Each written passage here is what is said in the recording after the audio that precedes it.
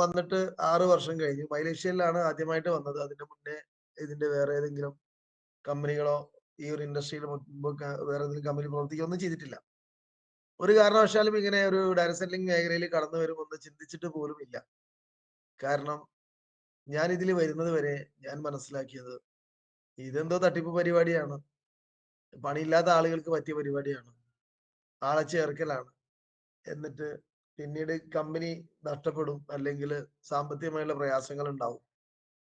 അങ്ങനെയുള്ള ഒരുപാട് ഇന്ന് നമ്മൾ കേൾക്കുന്ന എന്തൊക്കെ നെഗറ്റീവുകൾ മാർക്കറ്റിൽ നമ്മൾ കേൾക്കാറുണ്ടോ? അത് മുഴുവനുമാണ് എന്റെ ചിന്തയിലുണ്ടായിരുന്നത്.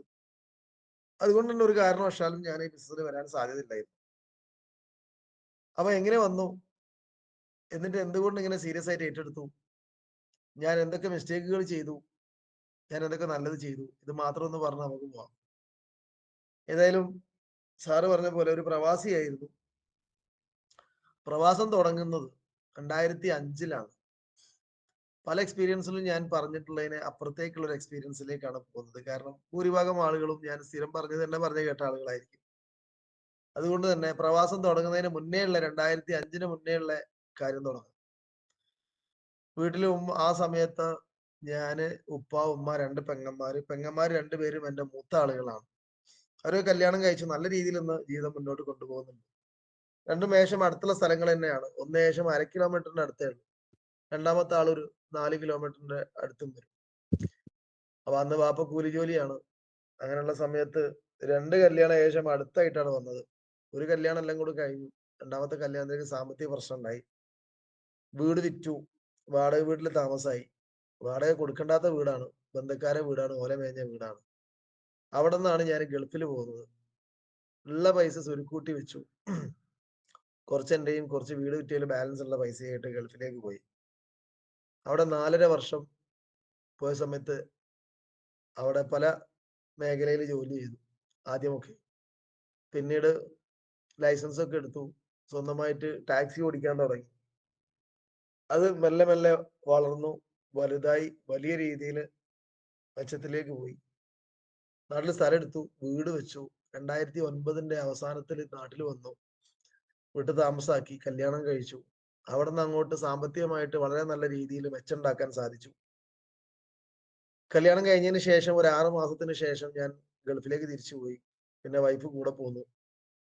അങ്ങനെ പിന്നീടുള്ള വർഷം ഏകദേശം ഭാര്യയും ഞാനും ഒന്നിച്ച് ഫാമിലി ആയിട്ട് 2 കുട്ടികളും അവിടെയുള്ള സമയത്തുണ്ടായിരുന്നു. ഒരു 6 വർഷത്തോളം ഫാമിലി ആയിട്ട് ഗൾഫിൽ സെറ്റിൽ ആയിരുന്നു. സ്വന്തം ബിസിനസ് ആണ്. നല്ല വരുമാനം കിട്ടുന്നുണ്ട്. മാനസികമായിട്ടോ സാമ്പത്തികമായിട്ടോ യാതൊരു പ്രയാസവും ഇല്ല. അങ്ങനെ വളരെ നല്ല രീതിയിൽ പോയിക്കൊണ്ടിരിക്കുകയാണ്. അന്ന് ഞാൻ മനസ്സിലാക്കിയ ഒരു കാര്യമുണ്ട്. ഞാൻ ചെയ്ത് സക്സസ് ആയ കാര്യങ്ങളിലൊക്കെ എന്നെ വിജയിപ്പിച്ചിട്ടുള്ളത് എന്റെ എഫേർട്ടാണ്. അധ്വാനാണ്. ഞാൻ അവിടെ നിന്നുകൊണ്ട് നാട്ടിൽ പല മേഖലയിലും ഇൻവെസ്റ്റ് ചെയ്തിട്ടുണ്ടായിരുന്നു. അതൊക്കെ എനിക്ക് നഷ്ടമാണ് വന്നത്. പക്ഷെ ഞാൻ എന്തെല്ലാം തുടങ്ങി അതിനെ എന്റെ പ്രയത്നം കൊണ്ട് വിജയിപ്പിച്ചിട്ടുണ്ടോ അതെന്നെ രക്ഷപ്പെടുത്തിയിട്ടുണ്ട്. മുമ്പത്തെ ട്രാൻസ്പോർട്ടിംഗ് മേഖല ടാക്സി ഓടിയ സമയത്താണെങ്കിലും അതിനുശേഷം ചെറിയൊരു കട തുടങ്ങി ഞങ്ങൾ 2 പേരും.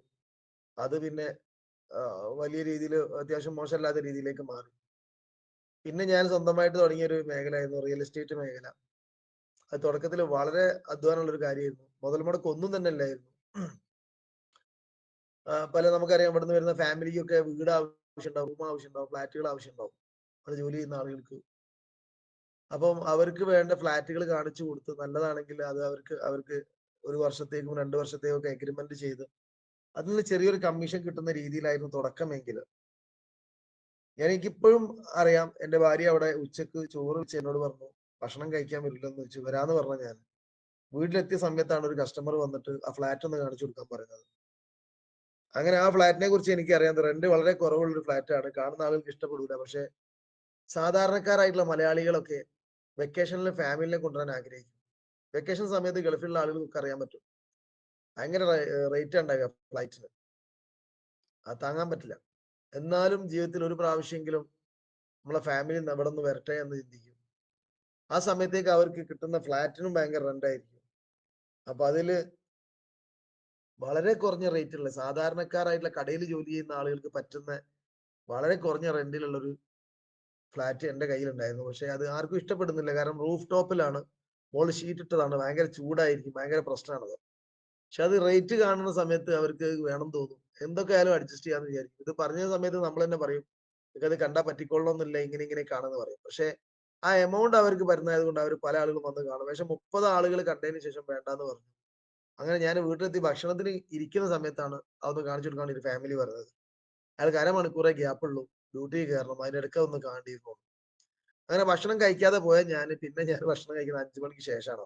അങ്ങനെ പലപ്പോഴും ഹാർഡ് വർക്ക് ചെയ്തതിന്റെ അടിസ്ഥാനത്തില് ആ മേഖല അയാൾക്കും ആ ഫ്ലാറ്റ് പറ്റിയിട്ടില്ല എന്നുള്ളതാണ് എന്റെ സത്യം. പക്ഷെ അത് പിന്നീട് മാറിയിട്ട് കാലക്രമേണ സ്വന്തം ലൈസൻസ് എടുത്തു. 5ഓളം ബിൽഡിങ്ങുകൾ സ്വന്തമായിട്ട് നടത്തുന്ന രീതിയിലേക്ക് മാറി. സമയമെടുത്തിട്ടാണ്.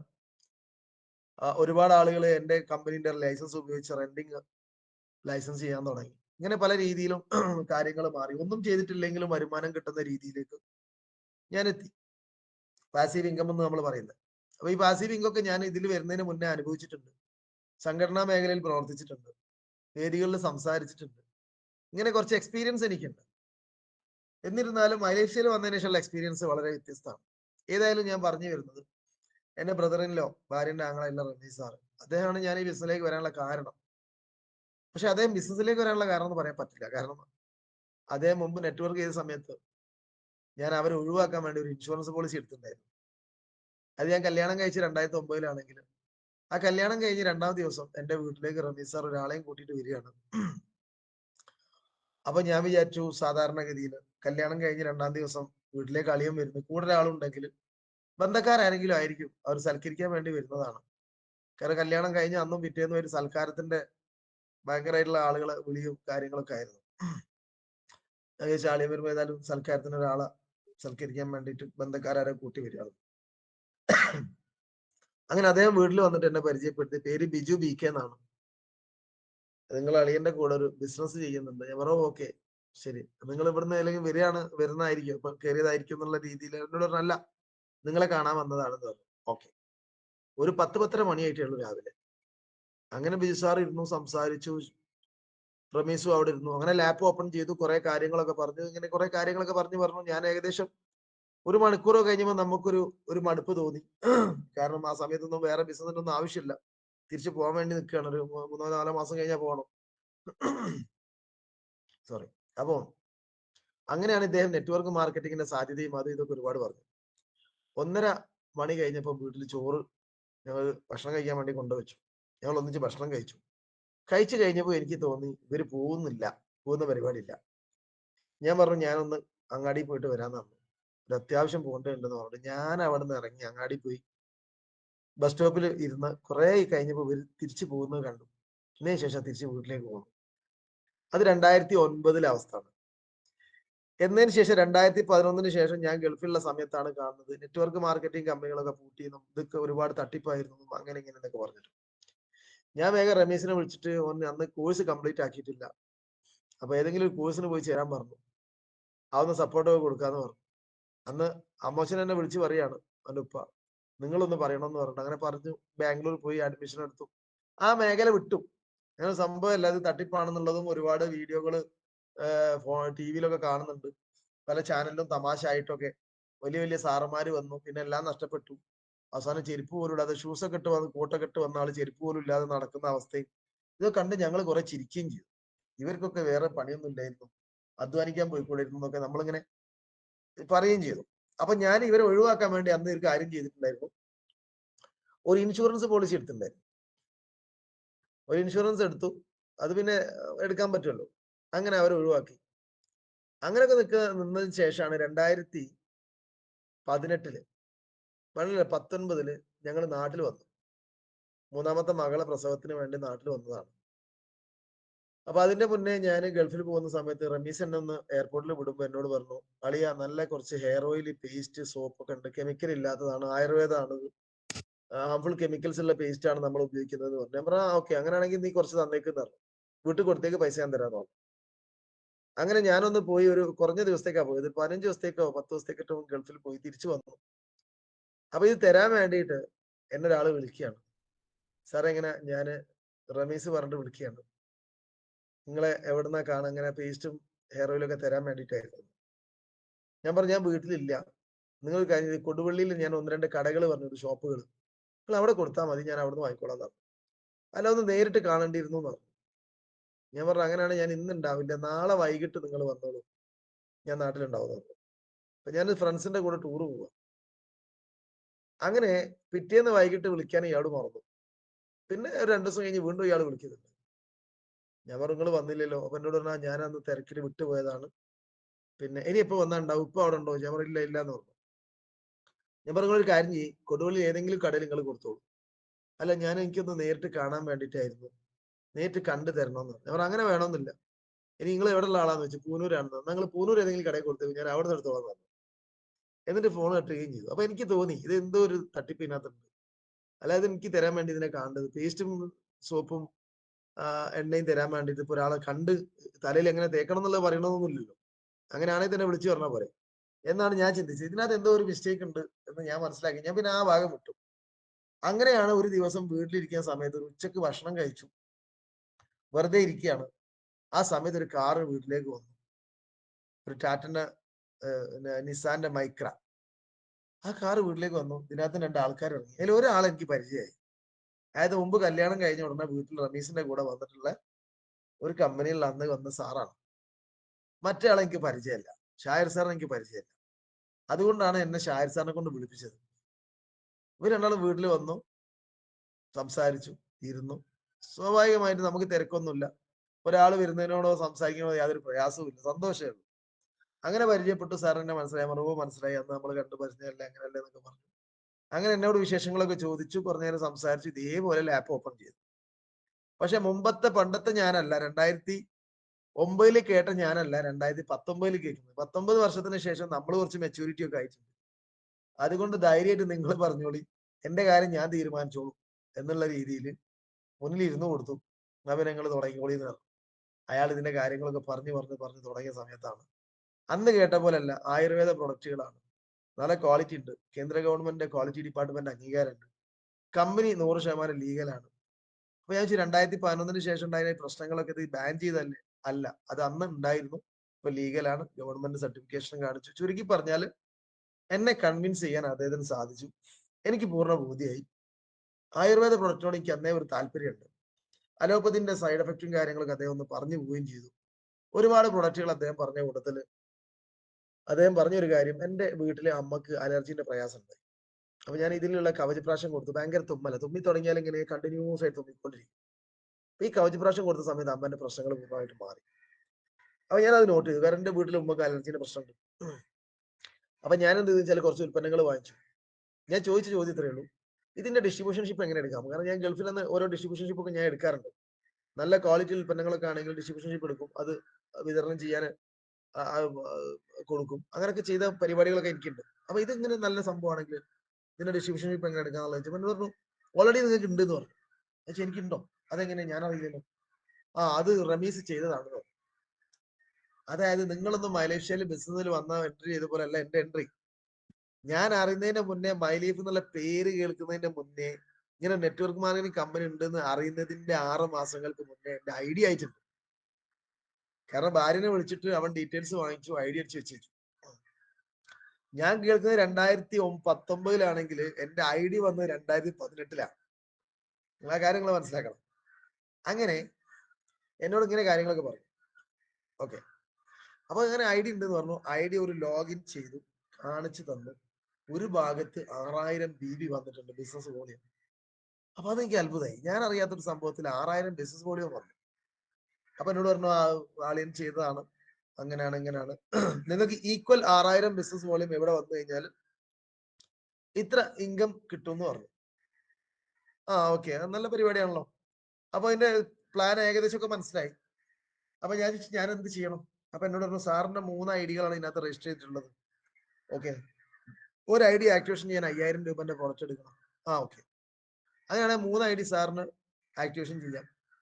പിന്നെ വൈഫിന് ഒരാൾക്ക് 3 ഐഡി എടുക്കാൻ പറ്റും, വൈഫിന് 3 ഐഡി എടുക്കാം. അങ്ങനെ 6 ഐഡികൾ എടുത്തിട്ട് അത് ആക്ടിവേഷൻ ചെയ്തിട്ട് സാറിന് സ്റ്റാർട്ട് ചെയ്യാം.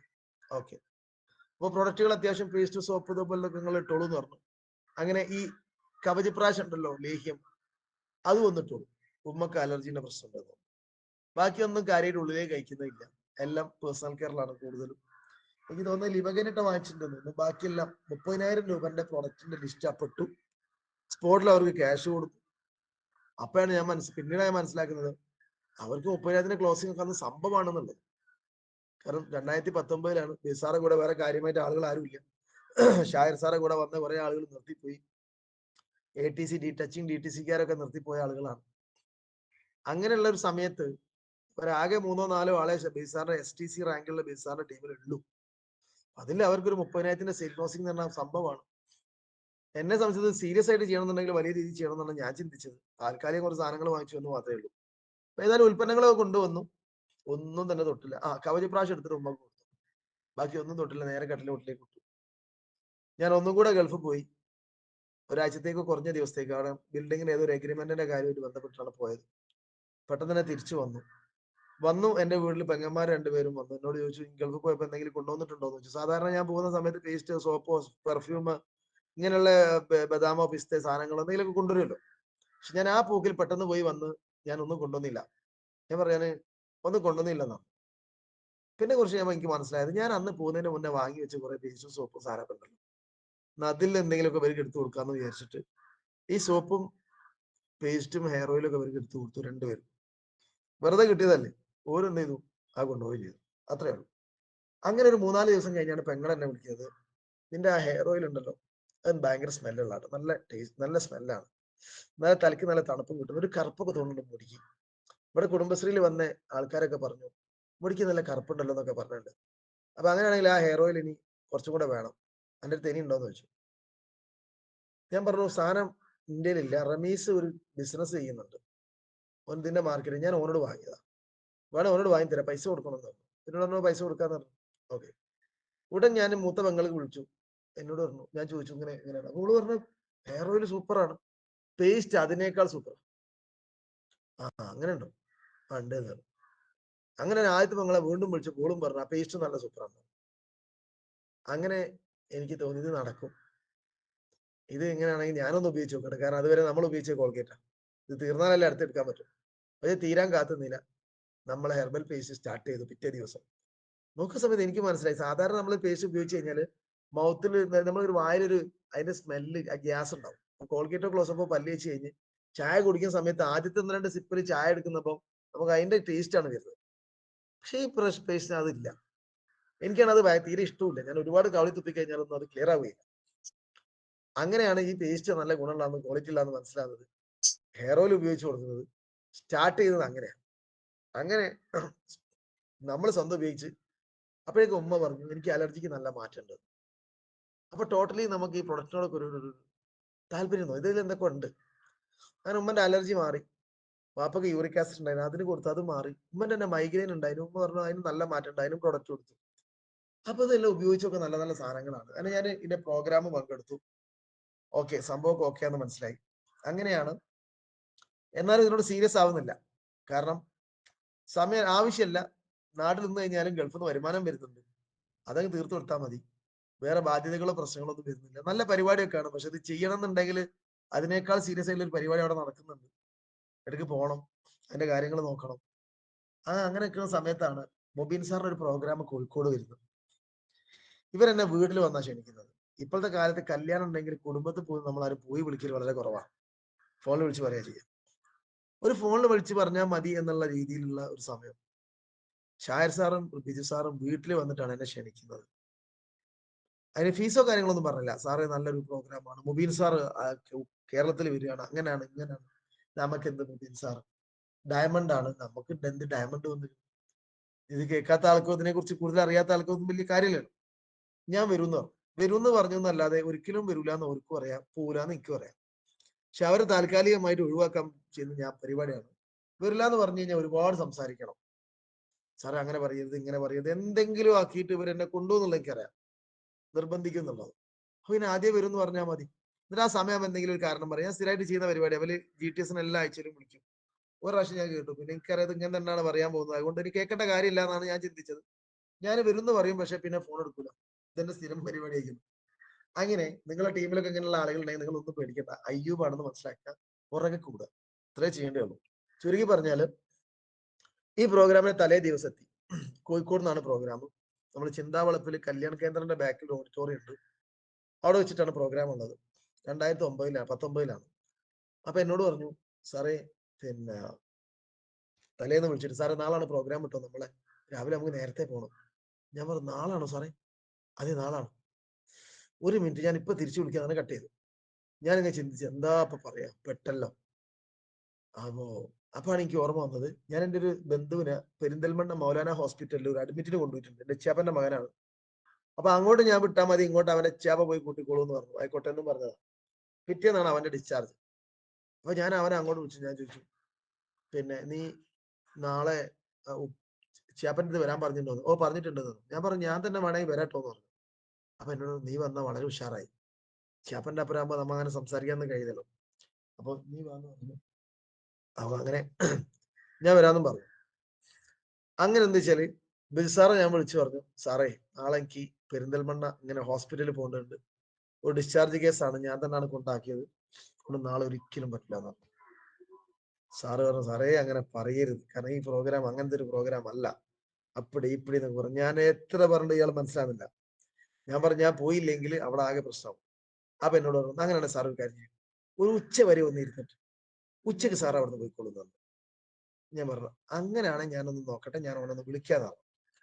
അങ്ങനെ ഞാൻ അവനെ വീണ്ടും വിളിച്ച് ഞാൻ പറഞ്ഞു, ഞാൻ എന്ത് ചെയ്യാം, ഉച്ചക്ക് വരട്ടോ എന്നാണ്. ഓ അത് ഇവിടെ ഡിസ്ചാർജ് ആകുമ്പോൾ ഏകദേശം ഉച്ച ആവും എന്ന് പറഞ്ഞു. ഓക്കെ. അങ്ങനെ ഞാൻ ബിസാറെ വിളിച്ചിട്ട് ഞാൻ പറഞ്ഞു, ഓക്കെ സാർ, അങ്ങനെ ഉച്ച വരെയാണെങ്കിൽ ഞാൻ നോക്കാം, ഞാൻ അയാളെ വിളിച്ച് പറഞ്ഞിട്ടുണ്ട്. ഓക്കെ. പക്ഷെ എന്നാലും ഞാൻ ചിന്തിക്കും, ഞാൻ കോഴിക്കോട് പോരാന്ന്. പിറ്റേന്നല്ലേ ഫോൺ എടുക്കാന്നാ മതിയല്ലോ. അങ്ങനെ പ്ലാൻ ചെയ്ത് മനസ്സിൽ ചിന്തിച്ച് ആശ്വസിച്ച് നിന്നു. പിറ്റേന്ന് നേരം വെളുത്ത സമയത്ത് 7 മണിക്കുണ്ട് റമീസ് എന്റെ വീട്ടിൽ. ബാംഗ്ലൂർ കമ്പനിയിൽ ജോലി ചെയ്യുന്ന, അങ്ങോട്ട് വിളിച്ചാൽ ഫോൺ എടുക്കാൻ പറ്റൂല എന്ന് പറഞ്ഞ് കമ്പനിയുടെ ഫോൺ ഉപയോഗിക്കുന്ന, ഒരു ലീവ് പോലും കിട്ടുക എന്ന് പറഞ്ഞ റമീസ് ഉണ്ട് 7 മണിക്ക് വീട്ടിൽ. ഞാൻ ചോദിച്ചു, എന്തേ നീ ബാംഗ്ലൂരിൽ നിന്ന് വരികയാണോ?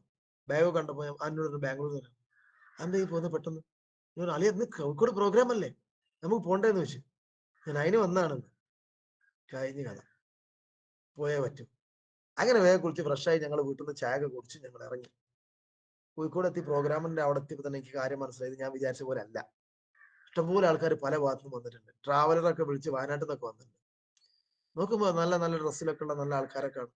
അപ്പൊ ഇത്രയും പൊട്ടന്മാരൊന്നും എന്തായാലും ഉണ്ടാവില്ലല്ലോ. പിന്നെ ഇവര് ഇത്രയും സീരിയസ് ആയിട്ട് ഇതിനെ കാണുക. നോക്കുമ്പോ ഹാളൊക്കെ ഏകദേശം ഫുള്ളാ. ഞാൻ എടുത്തുമ്പോ 10 മണി ആയിട്ടുണ്ട്.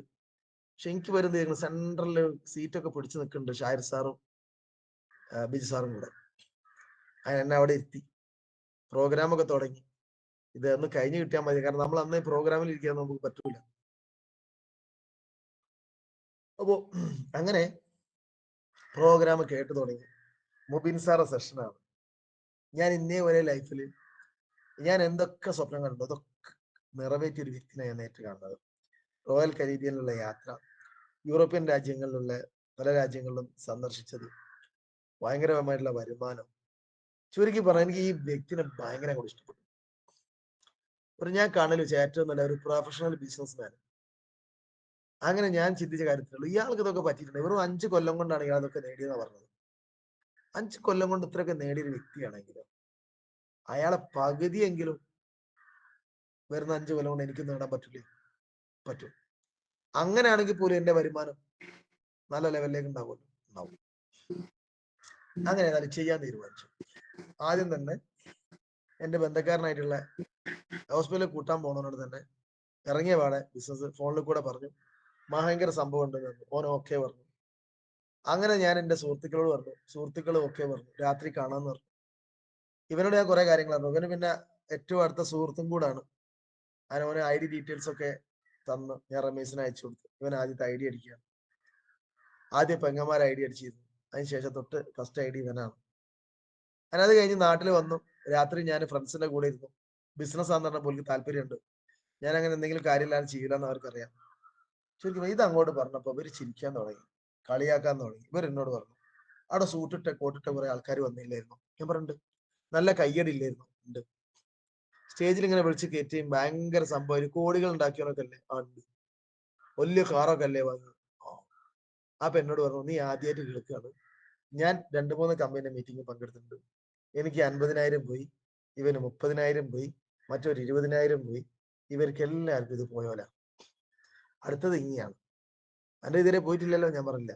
എന്നാ ഇത് ചെയ്യണ്ട, ഇത് പൈസ പോണ തട്ടിപ്പ് പരിപാടിയാണ്, ഇതിന് ഒരാളെയും ചേർക്കുകയും ചെയ്യരുത്, ഇനി ഇത് ചെയ്യുകയും വേണ്ടെന്ന് പറഞ്ഞു. പക്ഷെ എന്റെ മനസ്സ് സമ്മതിക്കുന്നില്ല. ഇത് ഇവരോട് എങ്ങനെ പറഞ്ഞ് മനസ്സിലാക്കി കൊടുക്കും? ആകെ ഇത് മാത്രമല്ല ഞാൻ കേട്ടുള്ളൂ. ഒരു GTS ഞാൻ പോയി ഞാൻ ശ്രദ്ധിച്ചിട്ടില്ല. കാര്യമായിട്ട് പറഞ്ഞൊന്നും ഞാൻ കേട്ടില്ല. ഇത് എങ്ങനെ ചെയ്യുന്നു എന്നിങ്ങനെ പറയുന്നുള്ള ആകെ കൺഫ്യൂഷൻ. ഞാൻ ഷാഹിർ സാറിനെ വിളിച്ചില്ല. സാർ എങ്ങനെയൊക്കെയാണല്ലോ പറയുന്നത്, എന്താ പൈസ? എന്റെ മൂഡ് കംപ്ലീറ്റ് പോയി. എന്നോട് സാറേ, ഒരുപാട് തട്ടിപ്പ് കമ്പനികളുണ്ട്, ഒരുപാട് മണിച്ചെയിൻ കമ്പനികളും ഉണ്ടായിട്ടുണ്ട്, കുറെ പൂട്ടി പോയിട്ടുണ്ട്, ഇപ്പോഴും കുറെ ഒക്കെ ഉണ്ട്. പക്ഷെ ഇത് തട്ടിപ്പോ മണിച്ചെയിനൊന്നും അല്ല. നിങ്ങൾ ഒരു ഇൻവെസ്റ്റ്മെന്റ് ഇന്നത് ചെയ്യണ്ടല്ലോ, നമുക്ക് വേണ്ട സാധനം വാങ്ങിച്ചാൽ മതി. നിങ്ങൾ പ്രൊഡക്റ്റ് ഉപയോഗിച്ച ആളല്ലേ? അതെ. പക്ഷെ ആളുകൾ ഇതിനെങ്ങനെ എപ്പോഴും കാണുന്നത്, അതാണ് ഇതിന്റെ ദോഷം.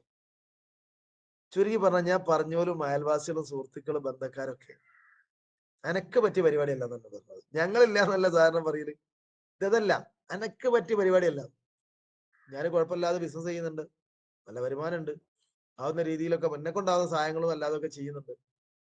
എന്നെ ഒരു അനക്ക് പറ്റിയ പരിപാടിയേ അല്ല. അങ്ങനെയാണ് ബിസിനസ് നാട്ടിലൊരാളും പറയാതെ മെല്ലെ മെല്ലെ പുറത്തേക്ക് പറയാൻ തുടങ്ങിയത്. ഇങ്ങനെ പോയിക്കൊണ്ടിരിക്കുമ്പോഴാണ് 2020 കോവിഡ് വന്നിട്ട് നമ്മളൊക്കെ ലോക്ക്ഡൌൺ ആയി, ഒന്നും ചെയ്യാൻ പറ്റാതായി.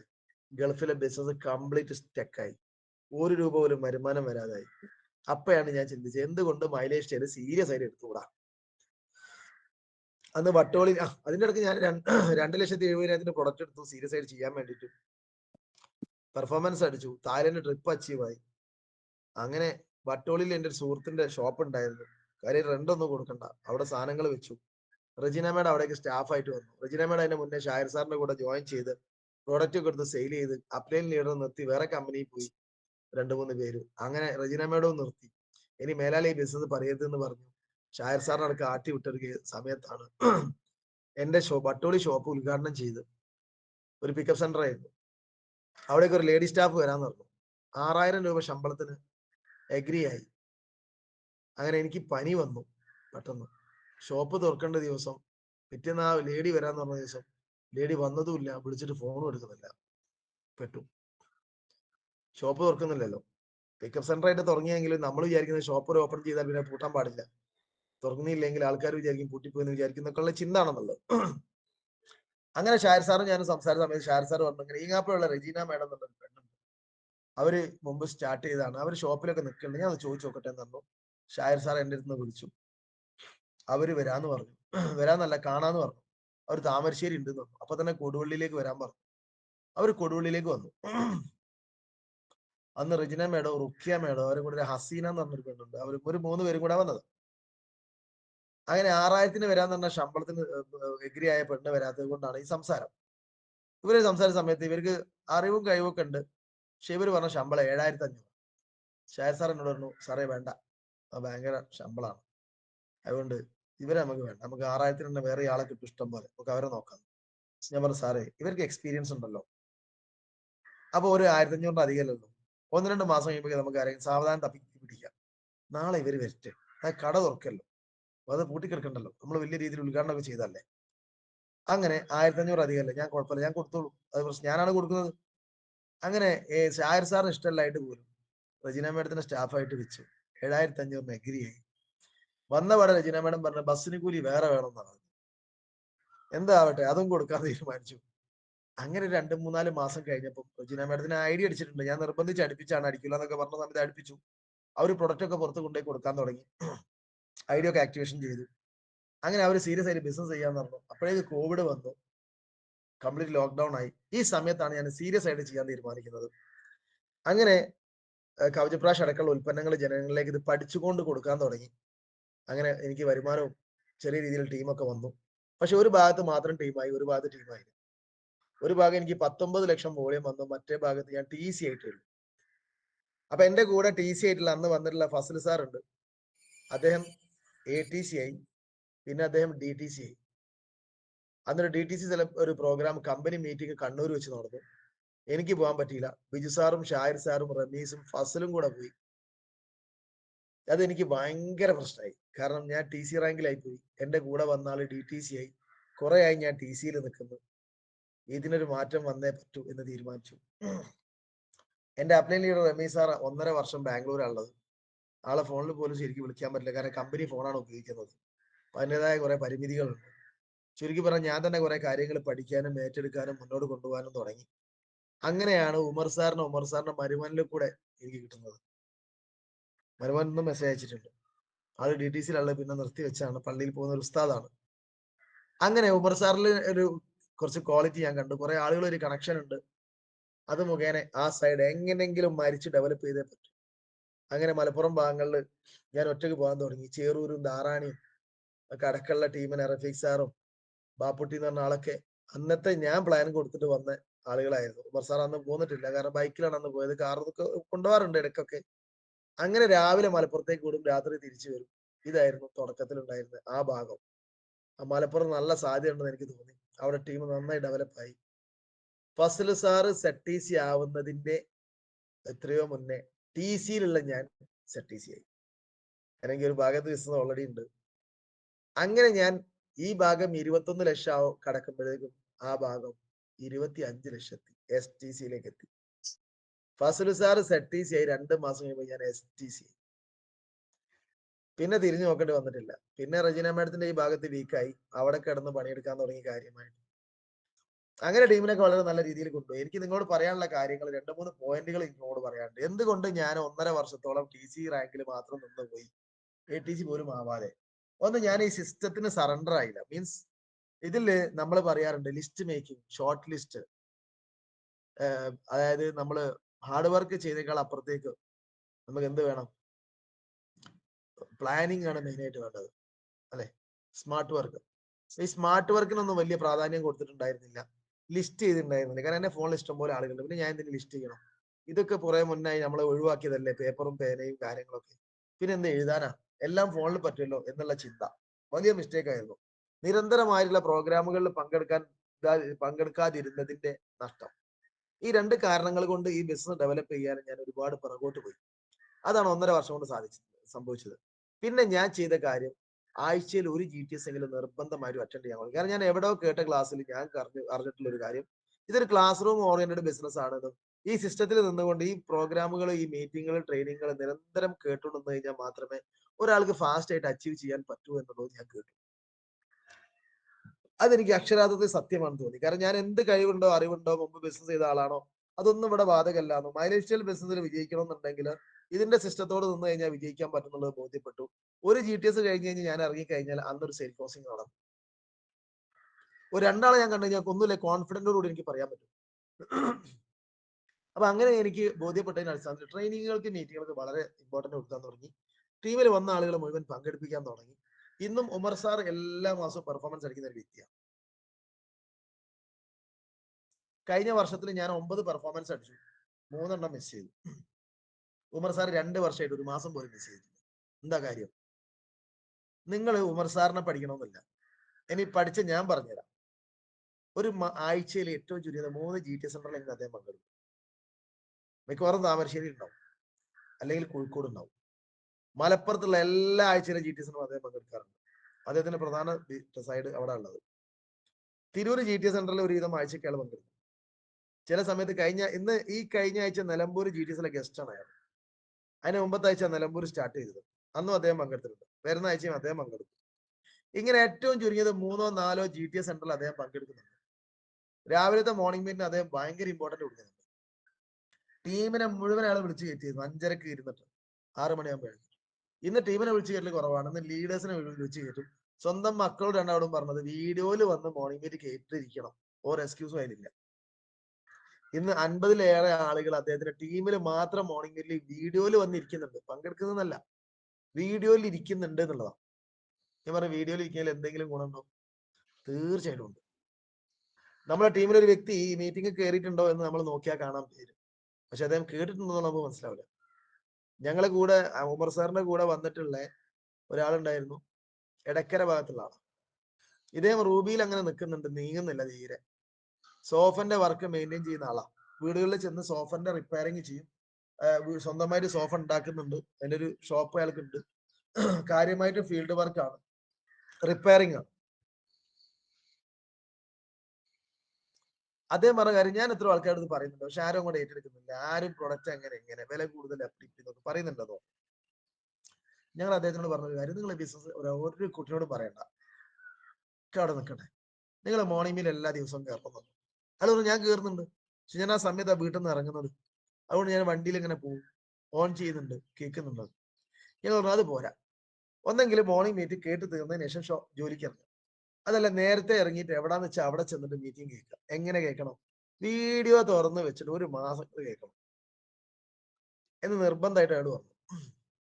അയാൾ പറഞ്ഞു അതുകൊണ്ട് എന്ത് കാര്യം, ഞാൻ കേൾക്കുന്നതിനല്ലേ വീഡിയോ തുറന്നാലും കേൾക്കാനുള്ളത്. അങ്ങനെ അയാൾ എന്ത് ചെയ്തു, ഞങ്ങളെ നിർബന്ധത്തിൽ നിങ്ങൾ വേറെ ഒന്നും ചെയ്യണ്ട, അറ്റ്ലീസ്റ്റ് ഒരു 15 ദിവസമെങ്കിലും വീഡിയോ തുറന്നു വെച്ചുകൊണ്ട് ഒന്ന് കേൾക്കാൻ പറഞ്ഞു. അങ്ങനെ അയാൾ കേൾക്കാൻ തുടങ്ങി. ഒരു 15 ദിവസത്തോളം ഈ വീഡിയോ തുറന്നു വെച്ച് അറ്റൻഡ് ചെയ്ത ഈ വ്യക്തി പിന്നീട് സംഭവിച്ചത് ഭയങ്കരമായുള്ള മാറ്റം. അയാൾ പോകുന്ന സ്ഥലങ്ങളിലൊക്കെ വീട്ടിൽ ഒന്നെങ്കിലും ഒരാൾക്ക് ഗ്യാസ് ഉണ്ടാവും, അല്ലെ കഫക്കെട്ട് ഉണ്ടാവും, അല്ലെ വെരിക്കോസ് ഉണ്ടാവും, അല്ലെ വേറെ എന്തെങ്കിലും പ്രശ്നം അയാൾ കാണുകയാണ്. ആ പ്രോഡക്റ്റിനെ കുറിച്ച് പറയാണ്. അന്ന് മോർണിംഗ് മീറ്റിലോ അല്ലെങ്കിൽ ആ ആഴ്ചയിൽ വന്ന ആളുകളിലോ പല ആളുകളും ഇതിന്റെ എക്സ്പീരിയൻസും റിസൾട്ടും പറഞ്ഞത് അയാളെ മനസ്സിൽ വരുന്നു. അത് പ്രൊഡക്റ്റ് കൊടുക്കുന്നു. ചുരുക്കി പറഞ്ഞാൽ പിന്നീട് അയാൾ വർക്കിന് പോകുന്നത് ഒരു കയ്യിൽ ചെറിയ ടൂൾ ബാഗ് ആണെങ്കിലും മറ്റേ കയ്യിൽ വലിയ പ്രൊഡക്റ്റിന്റെ ബാഗ്. കാരണം പല സ്ഥലത്തും ബോണ്ടിയിലിങ്ങും കാഫ്റ്റിലും ലിവഗൈനും ഒക്കെ കൊണ്ടുപോകുമ്പോൾ ഒന്ന് അവിടെ കൊടുക്കുമ്പോഴാണ് അടുത്ത വീട്ടിൽ ഒരാൾക്കും കൂടെ ആവശ്യം വരുന്നത്. ചുരുക്കി പറഞ്ഞാൽ അതും കൂടെ അയാൾ കൊണ്ടുപോകാൻ തുടങ്ങി. അയാൾ ഒരൊറ്റ ആഴ്ച കൊണ്ട് TC ആയി. ഇങ്ങനെ അദ്ദേഹത്തിന്റെ മാറ്റങ്ങൾ അന്ന് കണ്ടു. ഇപ്പൊ വീഡിയോയിൽ വന്നു കഴിഞ്ഞാലുള്ള ഗുണം എന്താ വെച്ചാൽ, എന്നോട് ഉമർ സാർ എന്നെ ഈ ബസ്സിൽ വന്ന തുടക്ക സമയത്ത് പറഞ്ഞു, സാർ എന്നോട് സൂം മീറ്റിങ്ങുകളിനോട് പറയരുത്, ഞാൻ ഒരിക്കലും കയറൂല എന്ന് പറഞ്ഞു. വെച്ചാൽ എന്താ ഉമർ സാർ, എന്നോട് എന്റെ അളിയനുണ്ടല്ലോ, എന്റെ മരുമോനുണ്ടല്ലോ, അയാൾ സൂം മീറ്റിംഗ് തുറന്നിട്ട് ഫ്രിഡ്ജിന്റെ മുകളിൽ വെച്ച് കണ്ടത്ത് പോയി കൊത്തുന്നതാ കണ്ടത്. നിങ്ങൾ ഫ്രിഡ്ജിന്റെ മുകളിൽ ഞാൻ നോക്കിയ സമയത്ത് നിങ്ങൾ ഇങ്ങനെ ക്ലാസ് എടുക്കുന്നത് ഞാൻ കേട്ടിട്ടുണ്ട്. അന്ന് അയാൾ വന്നിട്ടില്ല, ഇയാൾ കണ്ടത്ത് പോയിട്ട് കൊത്തുന്നതാ കണ്ടത്. അതുകൊണ്ട് ആ സൂം മീറ്റിംഗ് എന്നോട് പറയുന്നത് അത് പറ്റിക്കൽ പരിപാടിയാണ്. ഞാൻ പറഞ്ഞു അങ്ങനല്ല, അത് നിങ്ങളെ മരുമോൻ മാത്രമേ അങ്ങനെ ചെയ്തിട്ടുള്ളൂ, വേറെ ആരും അങ്ങനെ ചെയ്യില്ല. അതുകൊണ്ട് ഇത് കേൾക്കണം കയറണം എന്നൊക്കെ പറഞ്ഞ് നിർബന്ധിച്ചിട്ടാണ് ഞാൻ സൂം മീറ്റിങ്ങിനെ അയാളെ കേട്ടത്. അങ്ങനത്തെ അദ്ദേഹത്തിന് സൂം മീറ്റിംഗിന്റെ അവസ്ഥ എന്താ?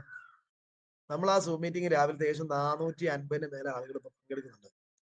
അതിൽ വന്ന എക്സ്പീരിയൻസ് ഷെയറിങ് റിസൾട്ടുകളൊക്കെ റെക്കോർഡ് ചെയ്തിട്ട് ഒരുപാട് ആളുകൾക്ക് കാണാൻ പറ്റുന്ന രീതിയിൽ അദ്ദേഹം ചെയ്യുന്നുണ്ട്, അതിനുവേണ്ടി പണിയെടുക്കുന്നുണ്ട്.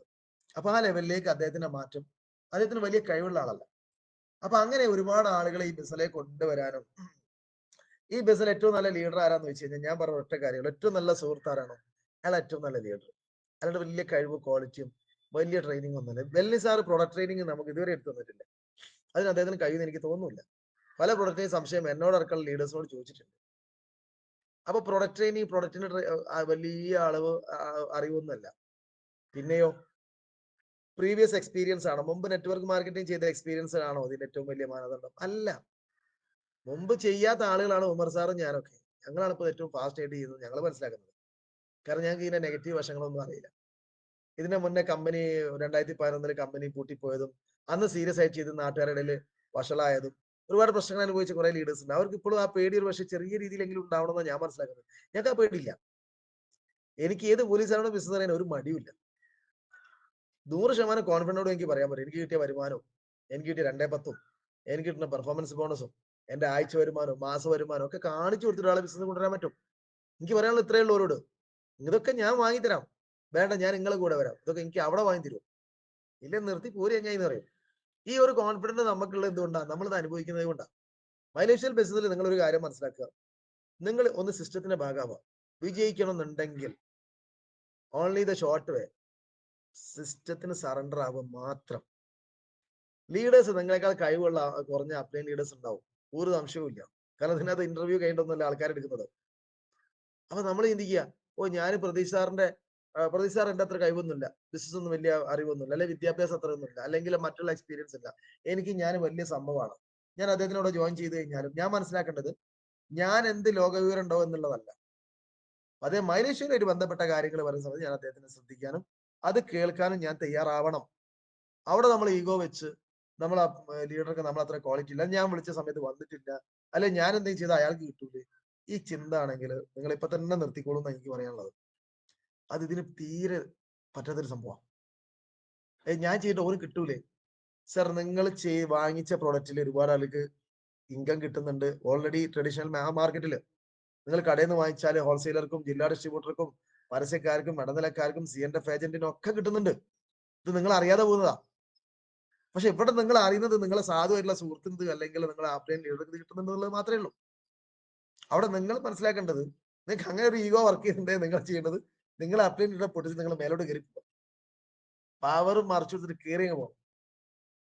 എന്നെ കൊണ്ടുവന്ന 2 അപ്ലൈൻ ലീഡേഴ്സിന്റെ മുകളിലേക്ക് ഞാൻ ചെയ്ത് NTC പോയത് ആദ്യം. ഞാൻ അതിന് ശേഷമാണ് ഷായർ സാർ അടക്കം വരുന്നത്. റമീ സാർ ഒന്നും NTC ആയിട്ടില്ല. ഞാൻ കൊണ്ടുവന്ന ഉമർ സാർ എന്നേക്കാൾ മുന്നേ NTC ആയി. എന്തൊരു സന്തോഷമുള്ള, ഇവിടെ നമ്മൾ കൂടെ വന്ന ആളെ എങ്ങനെ രക്ഷപ്പെടുത്താൻ പറ്റുമോ, നമ്മളെ കുട്ടികളെ പോലെ കാണുന്നവരെ. എന്റെ മോളാണ് സ്കൂളിൽ ക്ലാസ്സിൽ ഏറ്റവും ഫസ്റ്റ് റാങ്ക് എങ്കിൽ അവിടെ എനിക്കുണ്ടാവുന്ന ഒരു വില എന്തായിരിക്കും? ഇതേപോലെ ഉമർ സാർ വിജയിക്കുന്ന സമയത്തോ റജീന മാഡം വിജയിക്കുന്ന സമയത്തോ എന്റെ അസോസിയേറ്റിൽ ആര് വിജയിക്കുന്ന സമയത്തോ എനിക്കുണ്ടാകുന്ന ഒരു സന്തോഷം എന്തായിരിക്കും? ഞാൻ അവരെ ലീഡർഷിപ്പ് പെട്ട ഒരാളല്ലേ. ആ ചിന്തയിൽ വേണം കാണാൻ. ഒരിക്കലും ഒരാളെ കൂടെ നമ്മൾ അസൂയ വെക്കാൻ പാടില്ല. അസൂയ വെക്കുന്ന സമയത്ത് നമ്മളെ ഭൂരിഭാഗം ചിന്തകളും അയാളിലേക്ക് പോകും. അയാൾ എങ്ങനെ തകരണം, അയാൾക്ക് എങ്ങനെ ഇല്ലാതാവണം, ഞാൻ ചെയ്ത അയാൾ കിട്ടരുത്. നമ്മളെ മൈൻഡ് നല്ലത് ചിന്തിച്ച് നല്ലത് പ്രവർത്തിച്ച് നല്ല സമയം നഷ്ടപ്പെടുത്താനും അയാൾ മെച്ചപ്പെടാനും നമ്മൾ ഇല്ലാതാവാനും അത് മാത്രം മതി. ഡയറക്റ്റ് സെല്ലിങ് മൈലേജ് ഷെയർ ചെയ്യുകയാണെങ്കിൽ ആദ്യം വേണ്ട ക്വാളിറ്റി എല്ലാവരും രക്ഷപ്പെടണം എന്നുള്ള ചിന്ത ആദ്യം വേണം. ഇവൻ നിങ്ങൾ പോലും എനിക്കൊരു ബി പോലും നിങ്ങൾ ബിസിനസ് ചെയ്താൽ എനിക്ക് കിട്ടൂല.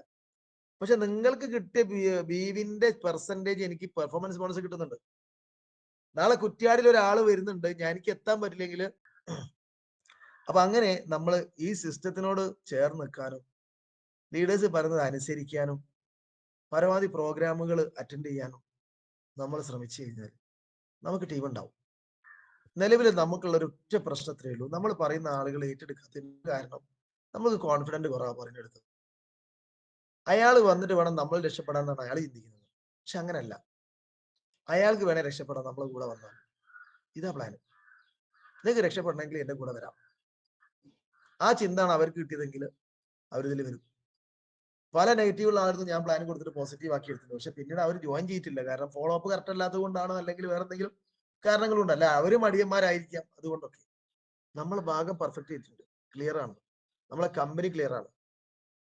ഭാഗ്യവശാല് നമ്മൾക്ക് എത്തിപ്പെട്ടത് നല്ല കമ്പനിയാണ്. നമ്മൾ ഇതിന്റെ പ്രൊഫൈൽ പഠിച്ചിട്ടൊന്നുമല്ല ഞാനൊന്നും വന്നത്. റമീസിയിൽ വന്നു, ഓൻ പറഞ്ഞു, മറ്റൊരു വന്നു, പ്രൊഡക്റ്റ് എടുത്തു, റിസൾട്ട് കിട്ടി, വന്നു. കയറിയതിനു ശേഷം കുറെ കമ്പനികൾ വേറുണ്ടെന്ന് ഞാൻ മനസ്സിലാക്കുന്നത്. പിന്നെ ആ കമ്പനികൾ 8ഓളം കമ്പനിന്റെ പ്ലാന് ഞാൻ പഠിച്ചതിന് ശേഷം സീരിയസ് ആയിട്ട് എടുത്തത്. ഇന്ന് മാർക്കറ്റിംഗിൽ ലീഡിങ് അന്നത്തെ ഒരു ഹൈറിച്ച് അടക്കം ഞാനൊന്ന് ചിന്തിച്ചു പഠിച്ചിട്ടുണ്ട്. അത് കൂട്ടിപ്പോയി. ബാക്കിയുള്ള നിലവിൽ ഇന്ന് പ്രവർത്തിക്കുന്ന 7 കമ്പനിന്റെ പ്ലാൻ ഞാൻ പഠിച്ചിട്ടുണ്ട്. കാരണം അത് ഫുൾ ടൈം ആയി ഏറ്റെടുത്ത 1 വർഷത്തിന് ശേഷം, 1 വർഷത്തോളായി കോവിഡിന്റെ തുടക്കത്തിൽ.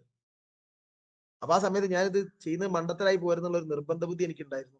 അതുകൊണ്ട് ഞാനത് പഠിച്ചു, അങ്ങനെ ഏറ്റെടുത്തു. ഇന്ന് സീനത്ത് മേഡം, തായറ മേഡം, ഒരാൾ ZTC ആണ്, ടച്ചിങ് STCയിലേക്ക് പോയിക്കൊണ്ടിരിക്കുകയാണ്, മറ്റാൾ RTCയിലേക്ക് പോയിക്കൊണ്ടിരിക്കുന്ന ലീഡറാണ്. ഇവർ ഈ ബിസിനസ് ഏറ്റെടുക്കാനുള്ള ഒറ്റ കാരണം ഞാൻ ഏറ്റെടുത്തുള്ള കാരണം മാത്രം. എന്റെ അയൽവാസി DTC ലീഡർ സൈഫുൽ നിസാം മേഡം എപ്പോഴും പറയുന്ന കാര്യമുണ്ട്, അയ്യൂബ് സാർ ഇത് ഏറ്റെടുത്തെന്ന് കണ്ടുകൊണ്ട് മാത്രം ഏറ്റെടുത്താ, കാരണം എന്തെങ്കിലും കാണാതെ ഏറ്റെടുക്കൂല എന്നുള്ളൊരു ചിന്ത. അപ്പൊ അങ്ങനെ ഒരു ചിന്ത ആളുകളിലേക്ക് കൊടുക്കാൻ നമുക്ക് പറ്റും. നിങ്ങൾ ഇതിന് ടെൻഷൻ ഒന്നും അടിക്കണ്ട, ഞാൻ ഇതിനെ കുറിച്ച് A to Z പഠിച്ച ആളാണ്. പ്രോഡക്റ്റ് ഉപയോഗിച്ച് റിസൾട്ട് സിമ്പിൾ. ഒരു പുതിയ ആൾക്ക് പോലും ഇതിന്റെ പ്ലാൻ പറയാം. സാർ ഞാൻ ഇങ്ങനെ ബിസിനസ് സ്റ്റാർട്ട് ചെയ്തിട്ടുണ്ട്, ഇതിന്റെ പ്രോഡക്റ്റ് ഞാൻ ഉപയോഗിച്ചു, സൂപ്പർ പ്രോഡക്റ്റ്, ഞാൻ ചെയ്യുന്നതിനുള്ള വരുമാനം എനിക്ക് കിട്ടുന്നുണ്ട്, ഞാൻ ഇത് സീരിയസ് ആയിട്ട് ചെയ്യാൻ പോകും, ഞാൻ ഇതിനെ പഠിച്ചു, ഒരു നഷ്ടസാധ്യതയില്ല, ഇന്ത്യയിലെ നമ്പർ 1 കമ്പനിയാണ്. കൂടുതൽ അറിയണമെന്നുണ്ടെങ്കിൽ എന്റെ കൂടെ ഒന്ന് വാ, എന്നിട്ട് നീ കേട്ടതിന് ശേഷം നീ തീരുമാനിച്ചോ വേണോ വേണ്ടത്. ഇതേ ഉള്ളൂ പ്ലാൻ. നിങ്ങൾ എന്തായാലും ചേരണം, നിങ്ങൾ എന്റെ കൂടെ തന്നെ ചേരണം എന്നൊക്കെ പറയുന്ന സമയത്ത് ആളുകൾ എന്തോ വിചാരിക്കും, കാരണം ഇയാൾ എന്തോ എന്റെ പുറകെ നിന്ന് ശല്യം ചെയ്യണം. അങ്ങനെ ചെയ്യരുത്, ക്വാളിറ്റി നഷ്ടപ്പെടുത്തരുത്. ഈ ബിസിനസ് ഒരു ക്വാളിറ്റി ഉണ്ട്. ഹെൽത്ത് കെയർ പ്രൊഫഷണൽസ് ആണ് നമ്മൾ. ഡയറക്ട് സെല്ലിംഗ് നമ്പർ 1 കമ്പനിയിലെ ഡിസ്ട്രിബ്യൂട്ടേഴ്സ് ആണ് നമ്മൾ, ലീഡേഴ്സ് ആണ് നമ്മൾ. നമ്മൾ വില കളഞ്ഞിട്ടുള്ള ഒരു ബിസിനസ് ഒരിക്കലും ചെയ്യരുത്. നീ കേട്ട് നോക്ക്, എന്നിട്ട് നിനക്ക് പറ്റുന്നുണ്ടെങ്കിൽ ചെയ്തോ, രക്ഷപ്പെടും. അങ്ങനെ പറഞ്ഞാൽ മതി. അവരാവശ്യമാണ് GTSന് വരുന്നത്, നമ്മൾ ആവശ്യമല്ല. തലേന്ന് വിളിച്ചിട്ട് സാറേ നാളെ വരൂലേ എന്ന് ചോദിക്കരുത്. GTSന് വരൂലേ എന്നുള്ള ചോദ്യം തന്നെ ഉണ്ടോ ഇല്ലേ എന്നുള്ളതാണ്. അവിടെ എന്ത് ചെയ്യും, ഒരു ഇല്ല എന്നുള്ള റിപ്ലൈ നമുക്ക് കിട്ടും. അതിനുള്ള സാധ്യത നമ്മളായിട്ട് കൊടുക്കരുത്.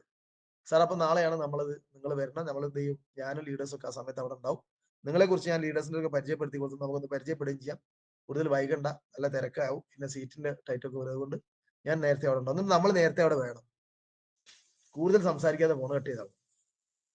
തുടക്കത്തിൽ ഒരു വ്യക്തിനെ മീറ്റിംഗ് സെന്ററിലേക്ക് എത്തിക്കുന്നതൊക്കെ വേണം, പിന്നെ ഒരു നമ്മളെയും കൊണ്ട് ഓടിക്കോളും. ഇന്നിപ്പോ എന്റെ അപ്ലൈൻ ലീഡേഴ്സ് ഒന്നും ഇല്ലെങ്കിലും ഞാൻ ചെയ്യും. ഉറപ്പാ. കാരണം എന്താ? എനിക്ക് ഇതിന്റെ എല്ലാ സാധ്യതയും മനസ്സിലായിട്ടുണ്ട്. ഇതിനെ മറിച്ചിട്ട് വേറൊരു ബിസിനസ് ഇന്ന് ഞാൻ വെല്ലുവിളിക്കാറുണ്ട് പല ആൾക്കാരും. ഇന്ന് ശരാശരി ഒരു 1.5-2 ലക്ഷം രൂപ മാസ വരുമാനം വാങ്ങിക്കുന്ന എനിക്ക് ഈ വരുമാനം വാങ്ങിക്കണമെന്നുണ്ടെങ്കിൽ ഏറ്റവും ചുരുങ്ങി ഒരു 50 ലക്ഷമെങ്കിലും ഇൻവെസ്റ്റ് ചെയ്യണം. എന്നാൽ പോലും കിട്ടില്ല എനിക്കറിയാം. എന്റെ നാട്ടിലെ പല ആളുകളും 1 കോടിക്ക് മേലെ ഇൻവെസ്റ്റ് ചെയ്ത ആളുകളൊക്കെ അവസ്ഥ എന്താ വെച്ചാൽ 50,000 പോലും വരുമാനമല്ല. 1 കോടിന്റെ മേലെ ഇൻവെസ്റ്റ് ചെയ്തു. സ്വർണ്ണ മേഖലയിലും അല്ലാതെയൊക്കെ. 2.5 കോടിക്ക് 3 പേര് കൂടി ഷെയർ എടുത്തിട്ട് ബത്തേരിയിൽ ഒരു റെസ്റ്റോറന്റ് തുടങ്ങിയിട്ട് കംപ്ലീറ്റ് പൊട്ടി. 1.5 വർഷം കൊണ്ട് 2.5 കോടി തീരുമാനമായി കിട്ടി. അങ്ങനെയൊക്കെ പൈസ ഞാൻ ചിന്തിക്കാം. ഇങ്ങനെയൊക്കെ പൈസ തീർക്കാൻ കഴിയുമോ? 2.5 കോടി രൂപല്ലേ, ഇതെങ്ങനെ തീർക്കും? 1.5 വർഷം കൊണ്ട് തീരുമാനമായി കിട്ടി. നിങ്ങൾക്ക് മനസ്സിലായിട്ട മാർക്കറ്റ്? ഈ കഴിഞ്ഞ ആഴ്ചയിൽ എന്റെ വീട്ടിൽ വന്ന എന്റെ ഒരു ബന്ധു, വൈഫിന്റെ ബന്ധു കല്യാണം വിളിക്കാൻ വന്നതാണ്. കൊയിലാണ്ടിലുള്ള പെയിന്റ് കടയിൽ അക്കൗണ്ടന്റാ. എന്നോട് പറയാണ് 4 ദിവസം ലീവാണ് ഞാൻ. ഞാൻ ചോദിച്ചു 4 ദിവസമൊക്കെ ലീവ് കിട്ടും? ആരെ കണ്ടാലും ഓരോ മേഖലയാണെന്ന് ചോദിക്കും. അപ്പൊ എന്നോട് അതെ, ഇപ്പൊ പെയിന്റ് കച്ചവടമല്ല, മുതലാളി പറഞ്ഞത് ലീവ് എടുത്തോളാനാ. അപ്പോ 10-30 പെയിന്റിന്റെ പണിക്കാർ സ്ഥിരമായിട്ട് അവിടുന്ന് പെയിന്റ് വാങ്ങിക്കുന്നവരുണ്ട്. അവർക്ക് ആർക്കും ഇപ്പൊ പണിയില്ല. അതിന് മുന്നിൽ ഓട്ടോറിക്ഷ ഓടിക്കുന്ന, ഗുഡ്സ് ഓടിക്കുന്ന ഒറ്റ ഓട്ടോറിക്ഷക്കാരനും ഗുഡ്സുകാരനും ഇപ്പൊ പണിയില്ല. ഗുഡ്സിന്റെ ഓട്ടോറിക്ഷക്കാർ വിളിച്ചു ചോദിക്കുന്നുണ്ട്, നിങ്ങൾ വേറെ ആർക്കും ഓട്ടം കൊടുക്കുന്നുണ്ടോ? ഒരു കോള് പോലും ഞങ്ങൾക്ക് വരുന്നില്ലല്ലോ. ഇവര് പറയാണ് ഒരു പെയിന്റ് പോലും ഇവിടുന്ന് പോകുന്നില്ല. പെരും മഴയല്ലേ. അപ്പൊ അങ്ങനെ പല മേഖലയിലും ക്രൈസിസ് നേരിട്ടുകൊണ്ടിരിക്കുന്നുണ്ട്. അവിടെയാണ് നമ്മൾ സിമ്പിൾ ആയിട്ട് വരുമാനം വാങ്ങിക്കുന്നത്. ഞാൻ കൂടുതൽ ദീർഘിപ്പിക്കുന്നില്ല. എനിക്ക് തന്നെ സമയം തിരക്കുണ്ട്, നേരത്തെ ഇറങ്ങേണ്ടതൊക്കെ ഉണ്ട്.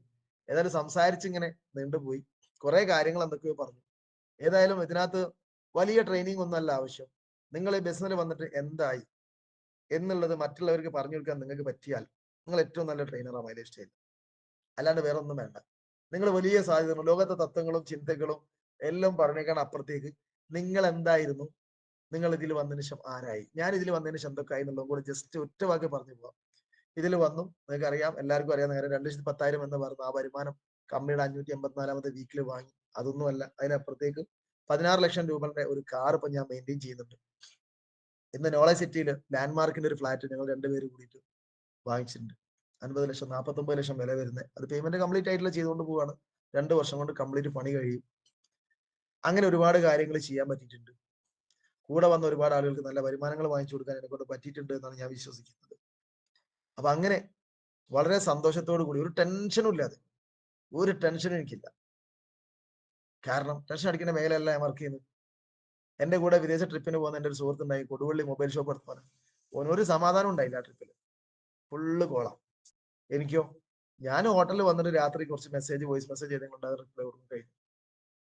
അത്രയേ ഉള്ളൂ. അങ്ങനെ ചെയ്യാൻ പറ്റുന്ന ബിസിനസ്. അന്നും എനിക്ക് വരുമാനത്തിന് ഒരു കുറവുണ്ടായിരുന്നില്ല. അപ്പൊ ഞാൻ കൂടുതൽ ദീർഘിപ്പിക്കുന്നില്ല. സമയം 7 മണിയായി. ഞാൻ പ്രതീഷ് സാറിനോട് പറഞ്ഞത്, പ്രതീഷ് സാറേ ഞാനൊരു 6:45 ഇറങ്ങട്ടോ, കാരണം എനിക്ക് നേരത്തെ ഇറങ്ങേണ്ടതുണ്ട്, അതുകൊണ്ടാണ്.